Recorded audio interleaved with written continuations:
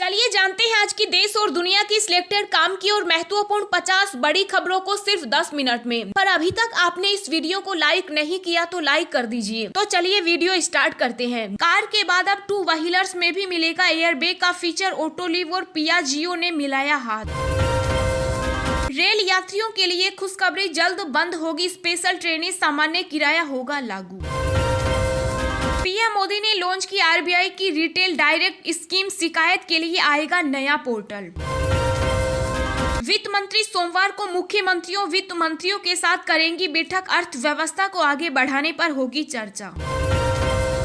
UP चुनाव को लेकर सोनिया गांधी के घर हुई मीटिंग, सीएम भूपेश बघेल और प्रियंका गांधी भी रही मौजूद।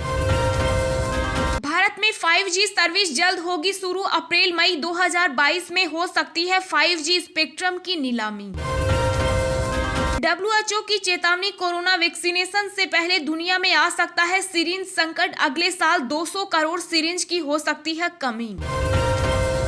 किसान नेता राकेश टिकैत ने किया ऐलान, गाजीपुर और टिकरी बॉर्डर से 29 नवंबर को ट्रैक्टर रैली से करेंगे संसद कूच। केंद्रीय गृह मंत्री अमित शाह पहुंचे वाराणसी, यूपी विधानसभा चुनाव 2022 की परखेंगे तैयारी।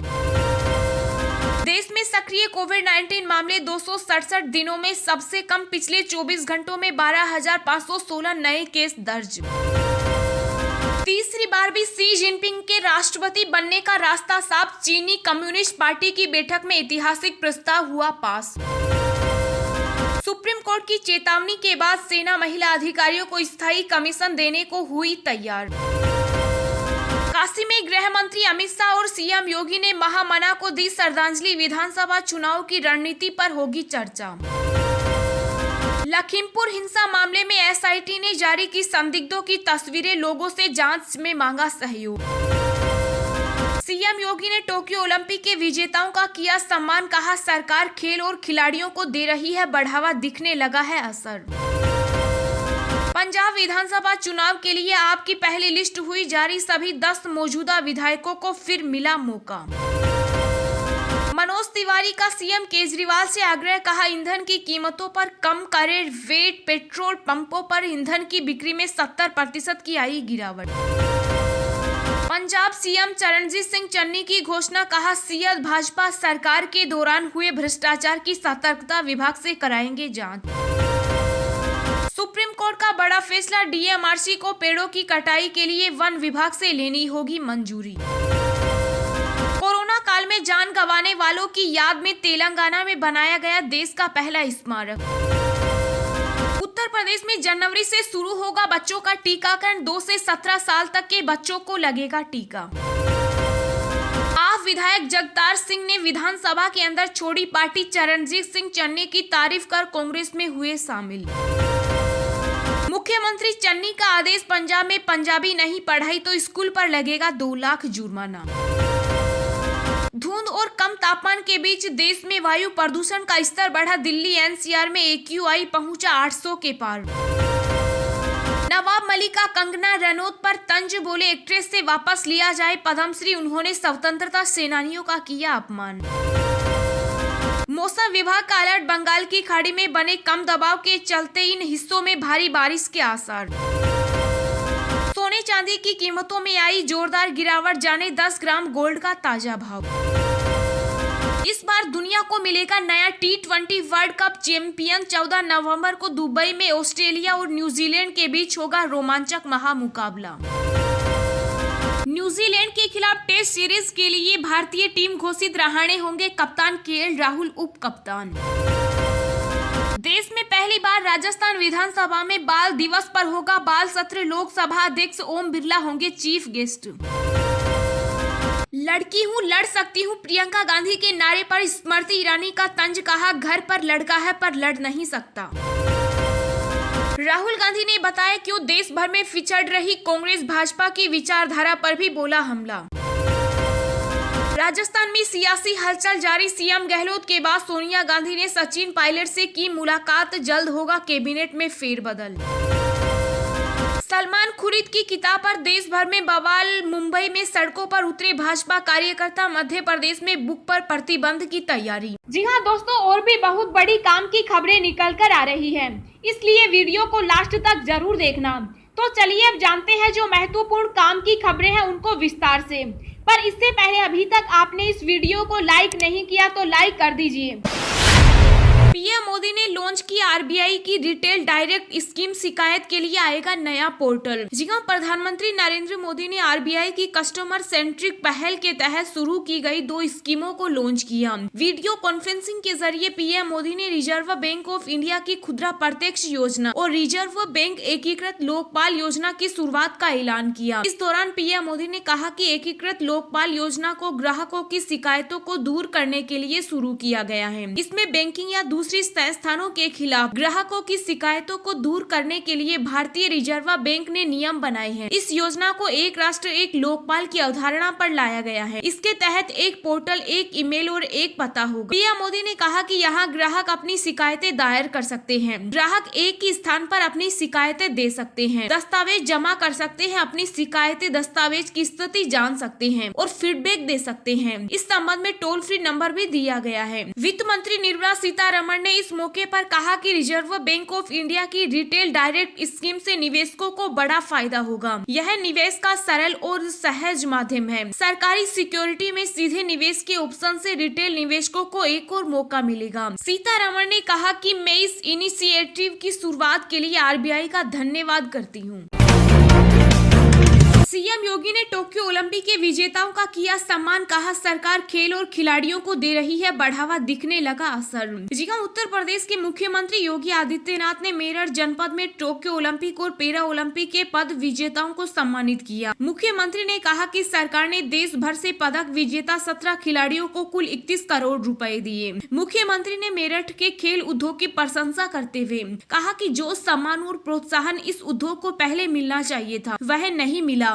खेल सम्मान के जरिए मुख्यमंत्री ने पश्चिम उत्तर प्रदेश को साधने की कोशिश की। इस दौरान केंद्रीय मंत्री अनुराग ठाकुर सहित सभी नेताओं ने पश्चिम उत्तर प्रदेश से निकलने वाले खेल प्रतिभाओं की प्रशंसा की। कृषि विश्वविद्यालय पहुंचकर सीएम योगी ने सबसे पहले खेल उत्पाद प्रदर्शनी का अवलोकन किया। कार्यक्रम स्थल पर मौजूद खिलाड़ियों और लोगों से भारत माता की जय और वंदे मातरम के नारे लगवाने के बाद मुख्यमंत्री योगी ने 1857 की क्रांति की धारा को नमन करते हुए अपना संबोधन शुरू किया। योगी ने कहा कि सरकार खेल और खिलाड़ियों को बढ़ावा दे रही है, जिसके बाद बदलाव अब जमीन पर दिखने लगा है। सीएम योगी ने पैरा ओलंपिक में स्वर्ण पदक जीतने वालों को 2-2 करोड़, रजत पदक जीतने वालों को 1.5 करोड़ और कांस्य पदक जीतने वालों को 1 करोड़ तथा प्रतिभागियों को 25 लाख की पुरस्कार राशि प्रदान की। इस मौके पर खेल मंत्री अनुराग ठाकुर ने कहा कि दिव्यांग खिलाड़ियों ने हजारों किलोमीटर दूर जाकर भारत का मान सम्मान बढ़ाया। राहुल गांधी ने बताया क्यों देश भर में पिछड़ रही कांग्रेस, भाजपा की विचारधारा पर भी बोला हमला।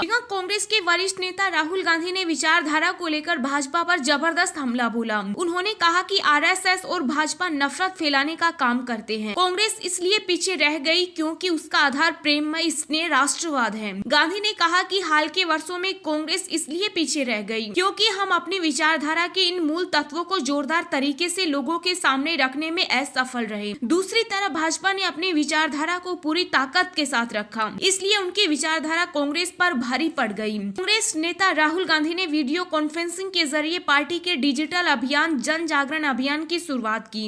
इस दौरान उन्होंने कहा कि भाजपा की विचारधारा के दुष्प्रभाव हमारी विचारधारा पर भारी पड़ गए क्योंकि हमने इसे अपने लोगों के बीच आक्रामक तरीके से प्रचारित नहीं किया। इसके साथ ही राहुल ने कहा कि हमें इसे स्वीकार करना ही होगा क्योंकि हमारी विचारधारा जिंदा है, जीवंत है, लेकिन भाजपा की विचारधारा के दुष्प्रभाव पर भारी पड़ रही है।